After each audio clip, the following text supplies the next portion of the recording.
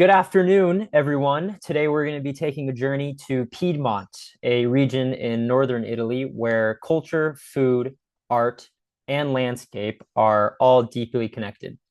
Piedmont literally means at the foot of the mountains. So, as we'll see in the later slides, the landscape of Piedmont really shapes its history and its dishes.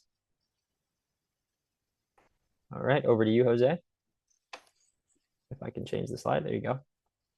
One of the most iconic dishes of Piedmont is taharin with white truffle. So taharin is a delicate egg pasta, almost silky in texture. What makes it special is its richness. Traditionally, even 30 or 40 eggs per kilo of flour. This gives it a golden color and luxurious flavor. But the true star is the white truffle from Alba.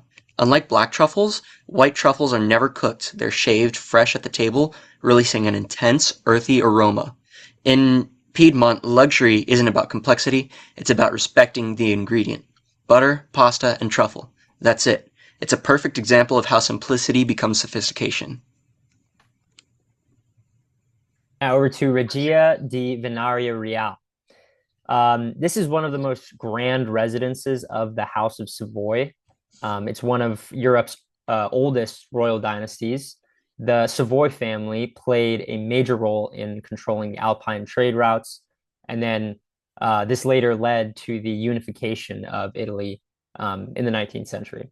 Today, Venaria is a UNESCO World Heritage Site. It's celebrated for its Baroque architecture and beautifully designed landscapes.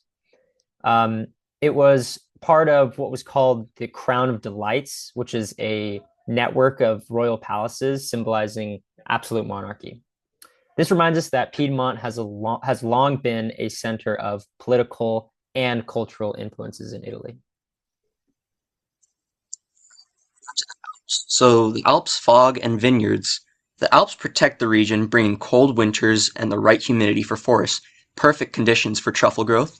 In the, pardon my pronunciation, the Langi Hills, autumn fog called nebbia rolls through the vineyards. The fog gives the Nebbiolo grape its name and plays a key role in producing world-renowned wines like Barolo and Barbaresco. Mountain geography also shapes this cuisine. Unlike southern Italy, olive oil is less dominant here. Instead, butter, meat, rice, and rich sauces are the traditional staples. In Piedmont, climate and landscape directly influence what ends up on the plate. All right, when we think of the Mediterranean diet, we often imagine the olive oil and the seafood, but Piedmont offers a different kind of perspective on this. Here, the focus is seasonality, which is eating according to nature's clock. This is huge in Piedmont. There's truffles in autumn, fresh vegetables in spring, and really hearty dishes in the winter. There's also strong local sourcing, which coming from the USA, this isn't a big part of our culture, but it's a big part for Piedmont. Hazelnuts from the Langhe are considered one of the best in the world. Rice from the Po Valley is used for risotto, and regional wines are essential to meals. It's all about balance. Rich flavors, smaller portions are often paired with plant-based sides. So, why does Piedmont matter? First, geography shapes culture. The mountains, fog, and fertile valleys define what people grow, cook, and eat. Second, simplicity is seen as luxury. Quality ingredients are valued more than elaborate preparation. Third, food is identity. Traditional recipes preserve history and connect generations. And finally, Piedmont represents tradition and innovative coexisting.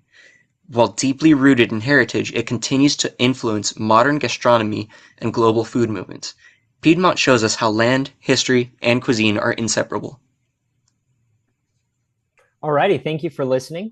After researching Piedmont and its ties to its landscape, we've really learned that the land really defines the plate. From the palace, the royal palaces, to the forests that are full of truffle, the fog-covered vineyards, everything like that. It all connects back to geography and the respect for tradition. Thank you so much.